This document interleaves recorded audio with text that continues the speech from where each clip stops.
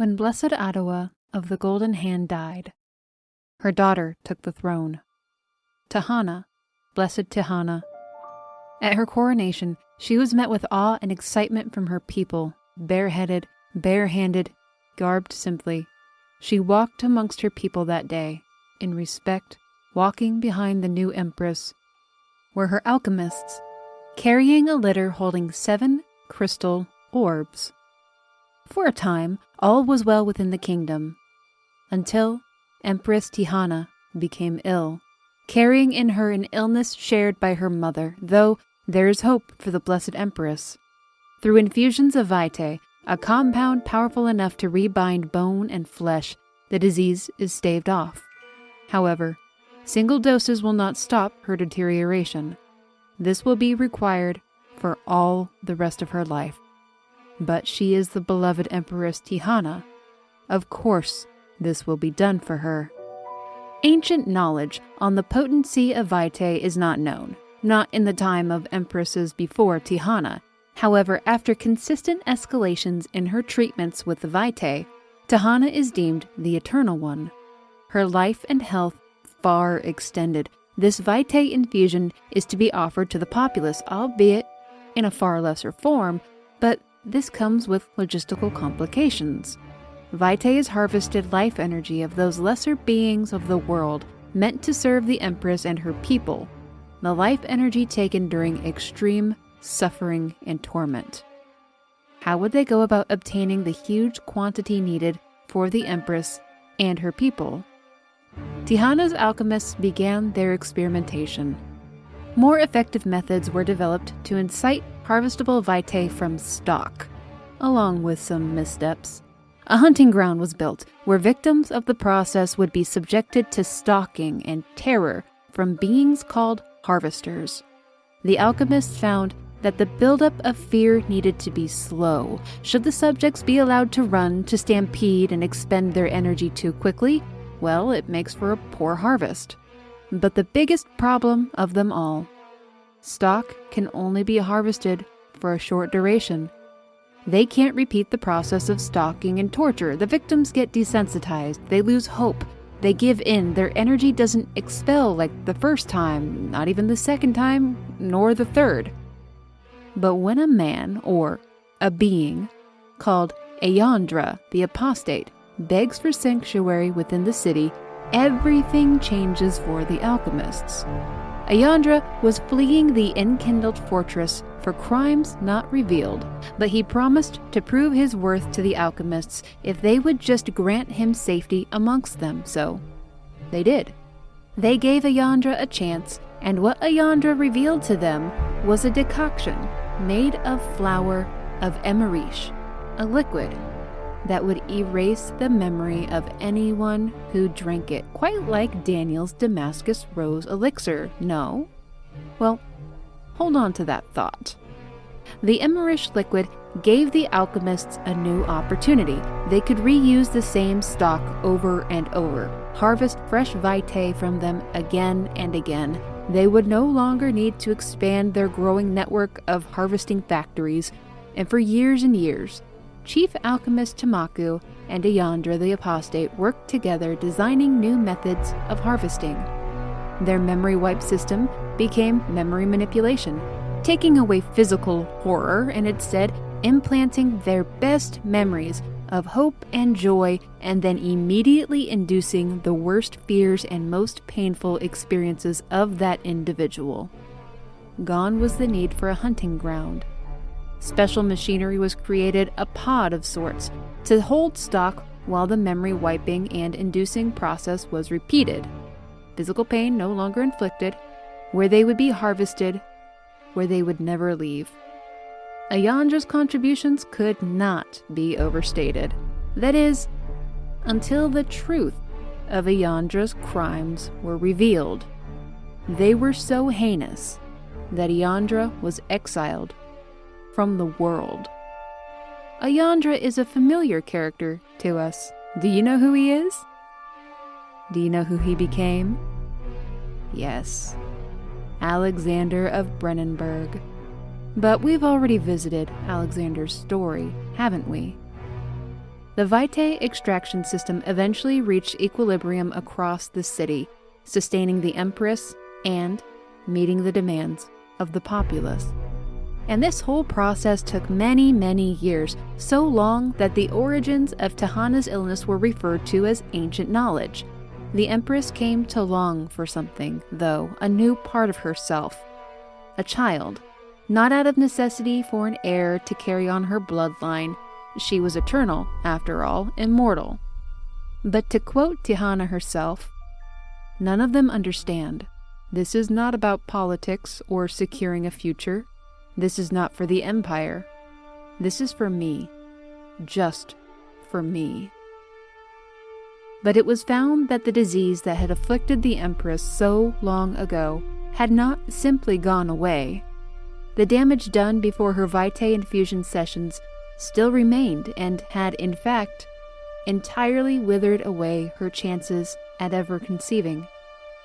The Vitae does not cure. It elongates life and mends simple things like bones and flesh, but it does not reconstruct something permanently impacted before treatment begins.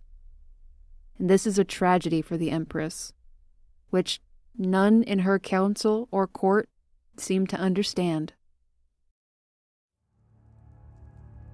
Close to this time, referred to as the Eighth Calling, Chief Alchemist Tamaku began experimenting with the crystal orbs of Tahana, using them to create gates of teleportation with their fuel source being Vitae. Oh my, isn't this familiar? But Tamaku's early experiments summoned something from beyond their world, a monolithic shadowy creature that scarred the world with its passing, leaving in its wake a living pulsating flesh. A great gate was opened, fueled and stabilized by Vitae, and presumably the orbs were sent through, away from this otherworldly place, so the threat of the shadow could no longer endanger the land. They ended up on Earth, of course, the new home of Alexander. We know the origins of two within Algeria, one within Calais in France, one in the jungles of Mexico, one in Aldstadt near Brennenburg, and another was hidden away in the otherworldly place within an alchemist's chambers. But, it seems that I've missed one, haven't I? There are some amongst the alchemists who wish to end the reign of the eternal empress. A select few, but it's enough to make a change. One apprentice named Kita creates a formula which will arouse the effects of the shadow, namely create the living, pulsating red flesh it leaves in its wake. He and a few comrades decide to inject this formula into the city's Vitae system, which will theoretically destroy it all, ending the perpetual suffering and horrors taking place within the city, and ending the life of the eternal empress. But this is not what happens. The Great Gate releases an unimaginable force of energy when they do this, tearing the other world apart. Corruption seeps from the hole left in the world, turning all it touches to ash and stone, corrupting living beings into monstrous wraiths. The factories still churn out their seas of Vitae to fuel the Empress. The plan failed. In response, a plan was devised to directly insert the corrupted formula into the Vitae feeds of the Empress, but all the alchemists and apprentices who endeavored to carry out these plans fell before they were enacted. We now go someplace new but familiar. Do you remember Herbert? Professor Herbert. Remember when his assistant Daniel went into an antechamber of a tomb all by himself and came out with a broken orb? Those were good times, right? Back in 1839. Well, we know that he sent Daniel away and continued his search of the tomb. We know he found a second orb, but there's so much more to the story and fate of Professor Herbert. Herbert's undertaking of this expedition was actually advised against by Alexander of Brennenburg. He was instead pushed forward by the writings of Johann Weyer, and a compulsion to uncover the secrets of the gates between worlds. We know Ware was the first man to make the trip into the gate 300 years prior, that he had knowledge to do so safely, and that he left Earth to travel the great beyond, but Professor Herbert was intent on being dubbed the first man to do so, at least the first known man.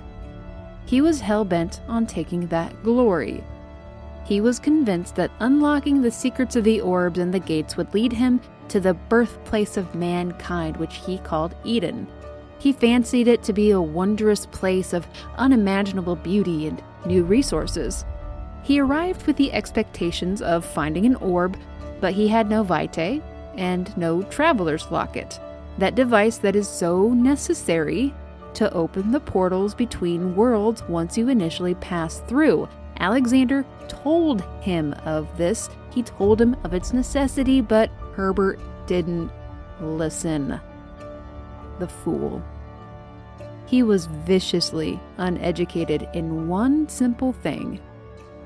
These gates were not gates around Earth. Herbert believed that they'd take him to untouched places of Brazil, the Arctic deeps, someplace within our realm. The fool.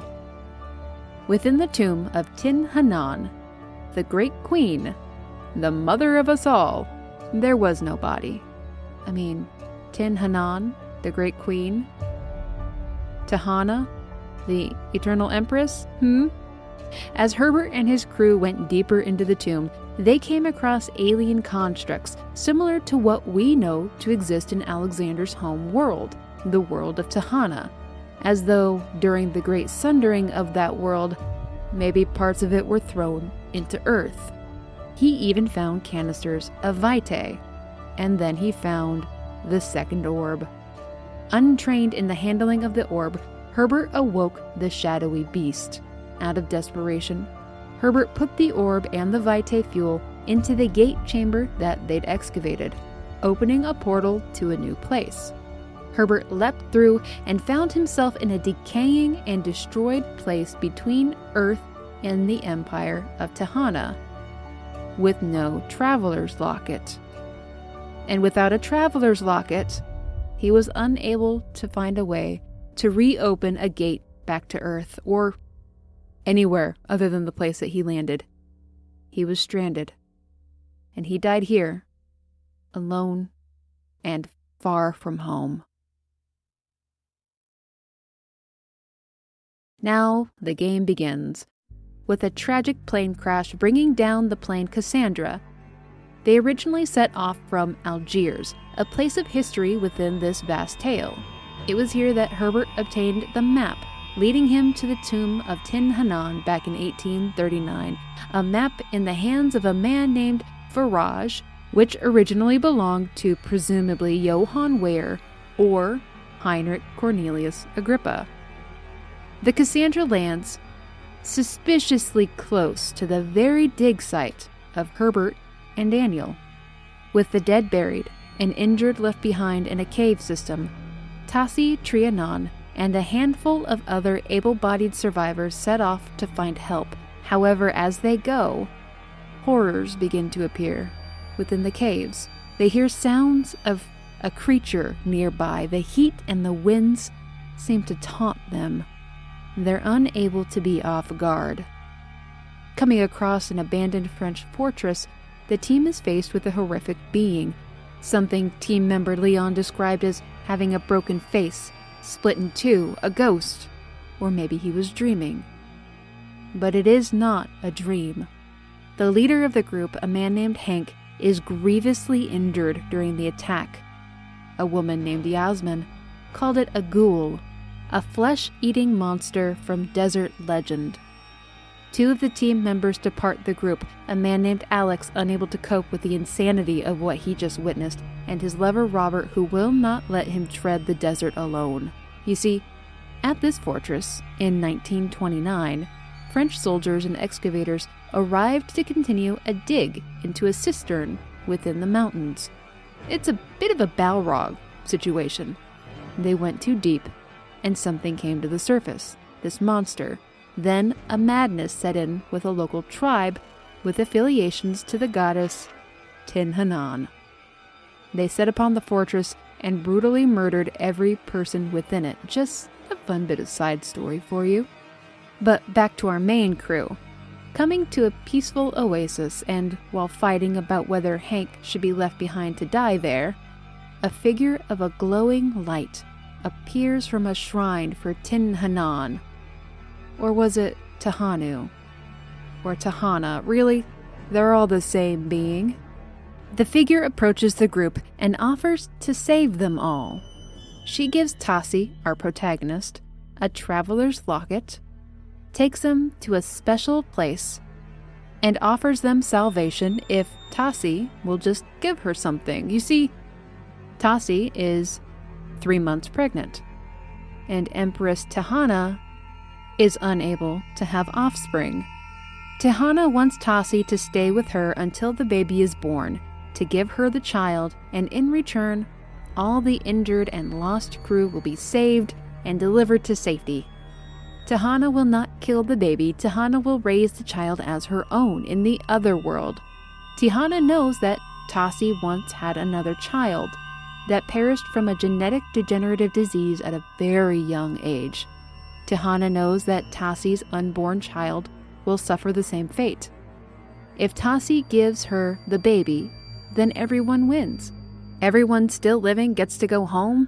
The baby will be raised with vitae that can keep her healthy, and Tassi can start again with her husband, who was critically injured back in the cave system.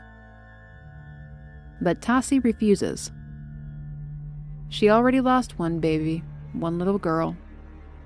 She cannot lose another. Enraged at her refusal and being unwilling to give up, Tahana infects their minds. The further they slide into madness and fear, the more inhuman they become. They become as the split-faced monster encountered at the fortress. But all this is to gain control over Tassi's choice. Tassi is the target.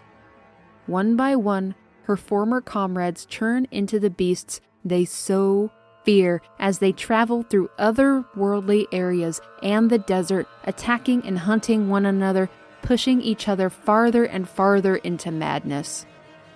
Until the Empress intervenes through events and circumstances not shown to us. The Empress wipes Tassi's memory and places her back at the site of the Cassandra, and lets Tassi relive horror anew as she retraces her steps where former companions and hordes of devils from victims of the past now roam. Tahana says herself, "I had no choice but to make you into something that I could control." She will break her down into a pliable, controllable beast, turn her into a harvester, make her desperate for salvation, and then Tahana will claim the child as her own. And in the end, all are lost to Tassi.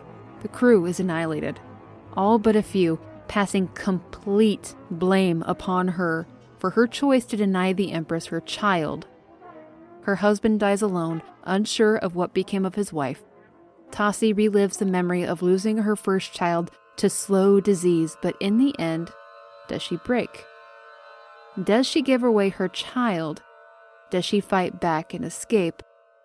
Does she scorch earth and burn it all down? Tassi learns of the sabotage planned by the few alchemists who were intent on ending the reign of the Eternal Empress. What will she do with this knowledge? In the end, who will she serve? There's so much more horror and heartache to be told and experienced within Rebirth. What will you uncover in the darkness?